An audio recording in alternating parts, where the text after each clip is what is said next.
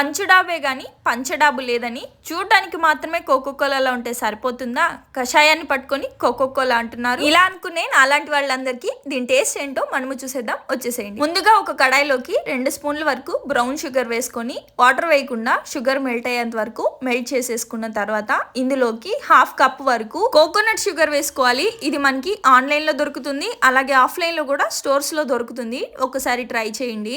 Sugar కొంచెం melt అయిపోయిన తర్వాత ఇప్పుడు ఇందులోకి 1/2 స్పూన్ ధనియాలు, కొద్దిగా చెక్క, అలాగే 2 ఇలాచీ వేసేసుకొని ఆరెంజ్ పీల్, అలాగే కొద్దిగా నిమ్మకాయ పీల్ కూడా వేసేసుకొని ఒకసారి బాగా కలిపేసుకొని ఇదంతా బాగా మరిగి కొంచెం చిక్కకాయ వరకు ఉడికిచ్చేసుకొని స్టవ్ ఆఫ్ చేసుకున్న తర్వాత కొంచెం వెనీలా ఎసెన్స్, సగం ఆరెంజ్, అలాగే సగం నిమ్మకాయని రసం పిండుకొని వేసేసుకొని కలిపేసుకోవడం. సగం గ్లాసు ఈ సిరప్, సగం గ్లాసు సోడా వేసుకొని కలుపుకోవాలి. ఇప్పుడు దీని టేస్ట్ విషయానికి వస్తే కోకో కోలా అంత కాదు, కానీ అలా కషాయం లాగైతే అస్సలు లేదు, కొంచెం కొత్తగా బాగుంది.